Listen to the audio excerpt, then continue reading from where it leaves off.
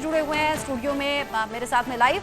Manoj ji, south Africa के लिए बड़ा ऐतिहासिक मौका और यहाँ तो कहते हैं ना 14 साल का वनवास, ये तो उससे जस्ट डबल मान लीजिए, 27 साल बाद आईसीसी ट्रॉफी।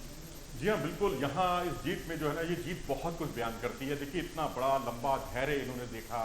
पिछली बार सूर्य कुमार यादव ने उनको चैंपियन नहीं बनने दिया था, आखिरी लम्हों में कैच लपक कर, बहुत ही शानदार ऐतिहासिक कैच, लेकिन जो T20 वर्ल्ड कप का फाइनल वो नहीं जीत पाए। इसके अलावा और भी कई ऐसे लम्हे आए जब कभी बारिश उनके रास्ते में बाधा बनी, तो कभी कई तरह की बाधाएं उनके रास्ते में आई। लेकिन यहाँ पर फाइनल में जो मार्करम है, मार्करम का पराक्रम दिखाई दिया, सेंचुरी उन्होंने बनाई, बाबूमा की का धैर्य दिखाई दिया, जो उन्होंने सेंचुरी पार्टनरशिप करके टीम को अंजाम तक पहुंचाने में बहुत बड़ी मदद दी। इसी तरह से रबाडा, कागिसो रबाडा, जिनका पूरे साल भर बहुत ही शानदार प्रदर्शन रहा, उन्होंने पहली पारी में 5 विकेट लिए, दूसरी पारी में 4 विकेट लिए, उनका बहुत शानदार प्रदर्शन। और उनको जो साथ मिला पहली पारी में, अगर आप देखें तो मार्को जॉनसन का अच्छा साथ मिला, तो दूसरी पारी में लुंगी एंगडी ने उनको बहुत अच्छा साथ निभाया। परफेक्ट टीम वर्क, बेडिंगम हो। अब आप ये देखिए, 1998 में इन्होंने आखिरी बार जो टाइटल जीता था, उस वक्त मौजूदा टीम के कई खिलाड़ी पैदा भी नहीं हुए थे। यहाँ 3-4 खिलाड़ी ऐसे हैं, 4 खिलाड़ी जो पहली बार इसमें साउथ अफ्रीका की तरफ से WTC के में खेल रहे थे, और इस साइकिल में उनका चैंपियन बनना ये बहुत कुछ बयान करता है। उनके लिए बहुत, मैं समझता हूँ, बधाई इस टीम को। और भारतवासी भी बहुत खुश होंगे, क्योंकि उन्होंने उस टीम को हराया है जिसने भारत को WTC का खिताब पिछली बार नहीं जीतने दिया था। उन्होंने उस टीम को हराया है जिसने ODI का वर्ल्ड कप भारत को नहीं जीतने दिया था नरेंद्र मोदी स्टेडियम में। आज एक तरह से हर भारतवासी भी एक नए चैंपियन के सामने आने से बहुत खुश है। ऑस्ट्रेलिया की क्या कमी रह गई जिसके चलते हार का सामना करना पड़ा, वो भी 5 विकेट से?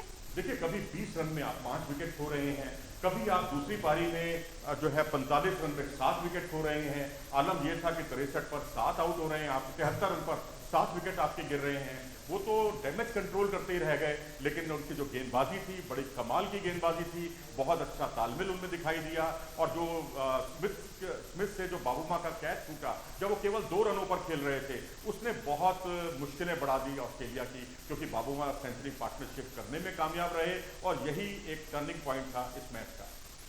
साउथ अफ्रीका की टीम क्रिकेट के किसी भी फॉर्मेट में पहली बार ये वर्ल्ड चैंपियन बनी है और बड़ा ऐतिहासिक ये मौका है।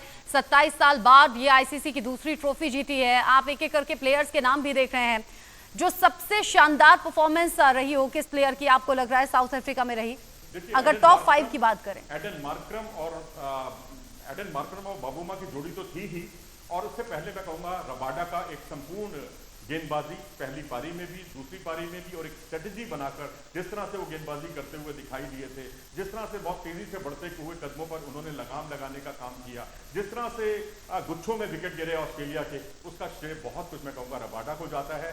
रबाडा और फिर युवा खिलाड़ियों में बेडिंगम ने बहुत अच्छा साथ दिया।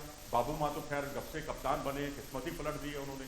पीछे पाकिस्तान में सेंचुरी बनाकर आए हैं, हाफ सेंचुरी, और लगातार अब आप देखिए, पहले वेस्ट इंडीज को 1-0 से हराते हैं, पाकिस्तान का क्लीन स्वीप करते हैं, ऑस्ट्रेलिया और उसके बाद श्रीलंका आती है, श्रीलंका का क्लीन स्वीप करते हैं। तो इसके बाद लगातार आप देखें 7 में से 6 मुकाबले जीतना, और एक मुकाबले में वो भारत से हारे थे और एक मुकाबले में भारत को हराया था। तो भारत के लिए एक संतोष की बात यह भी है कि हम इस बार जो WTC का चैंपियन बना है, उससे हम सीरीज नहीं हारे हैं, 1-1 से सीरीज बराबर करने में कामयाब रहे हैं। तो ये अपने आप में मैं समझता हूँ एक सूर्योदय हो गया है। अब एक सूर्यास्त हुआ है, और अब एक सूर्योदय होने वाला है जब WTC की नई साइकिल शुरू होगी और भारत इंग्लैंड के साथ 20 तारीख से लीड्स के मैदान पर खेलता हुआ दिखाई देगा। और इसीलिए कहते हैं क्रिकेट बड़ा अनप्रेडिक्टेबल होता है, और साउथ अफ्रीका ने वो कमाल कर दिखाया। बहुत शुक्रिया आपका मनोज जी, साथ में जुड़ने